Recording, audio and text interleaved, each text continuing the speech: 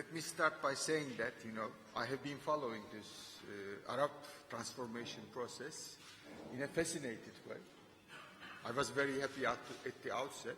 Although the transformation process is getting messier, we have to bear in mind that all social processes are basically messy. I mean, there is no clear-cut change management process that can be designed, basically. So we have to look at the process with, as far as I see, with more hope. That's how I look at it.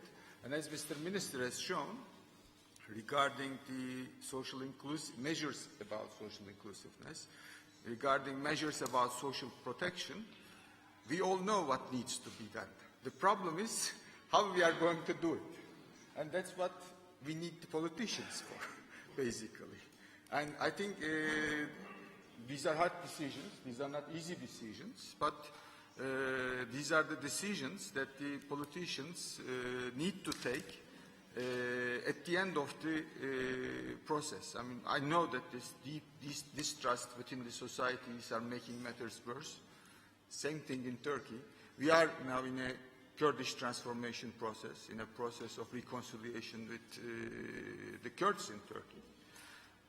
And in taking the decisions, our Prime Minister also has in his mind the elections that he's going to enter in the coming 1 year, 2 year, 3 years. There are going to be elections at every stage, but no matter what, he has got to take decisions at the same time in order to try to solve the problem. So I think in this process, what we all need is politicians to take these hard decisions. There are hard choices, obviously.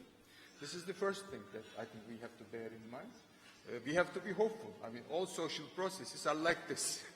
The second issue is, I think, regarding social inclusion, we know that these subsidies are bad, basically. But regarding social inclusion, when time passes, you need to change also the social inclusion mechanisms that you had. We had a messier social inclusion mechanism that we hadn't solved yet, for example, in Turkey. Yes, we have solved the issue with the price controls. We had the policy reforms regarding our economy in the 1980s. I'll talk about that. But before that, we still have, for example, some messier, let me say, social inclusion mechanisms that are still with us. For example, the Turkish transformation, Turkish economy has been changing and is still changing by internal migration. In the early 60s, when I was born, only 30% of Turkish population are living in the cities, in urban areas. Now it is about 75%. So it is changing very rapidly. And how we have included these people into the Turkish society up until now, our politicians have decided to design a land rent distribution mechanism, in the past, in the 60s, in the 70s, that's how we did it. When people come to the big cities, they gave them land, they built overnight houses there, then they let them build bigger buildings in that land and just create additional rent for the people who are coming to the cities. That's how we include them into the Turkish economy, basically. Is that a good way? That's basically a construction-based growth process, if you look at it. Is that a good way? It's not a good way.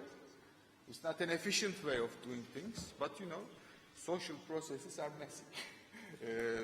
We can analyze these things at a later stage, but it served the purpose up until now, when you look at the Turkish transformation process. Regarding, for example, the subsidies, in the case of Egypt, for example, when I was in Cairo, Ala Bey remember, in those fancy international hotels, you freeze when you enter the building, basically. And it is all thanks to, when I was an international traveler, I was getting my part from the subsidies that the Egyptian government is providing to the Egyptian poor, basically. And also it's the same when you look at the exports of Egypt, for example. It's basically cement and fertilizer. You are selling, the Egyptians are selling these goods to the people in the north, in North Mediterranean, basically. And these are sectors that are basically energy dominant sectors. They use more energy than other sectors. And why? What is the Egyptian government is doing at the end of the day? Not supporting the poor in Egypt, but supporting the rich northern Mediterraneans, basically.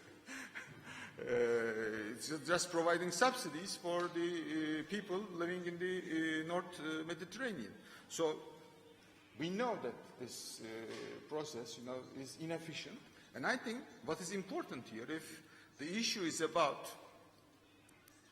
social inclusion, and if, as the minister also has noted, that there is this timing consistency problem, we know that in the long term, with education, with job creation, you can do things, but in the short run, you have a problem. You have a problem for the politicians to do. I think if the issue is about social inclusion, is about designing a new social inclusion matrix, a new social inclusion mechanism, then you need to have a more inclusive governance structure. You need to have a more inclusive policy-making mechanism. You have to explain things to the people. You have to explain things to the people 5 times.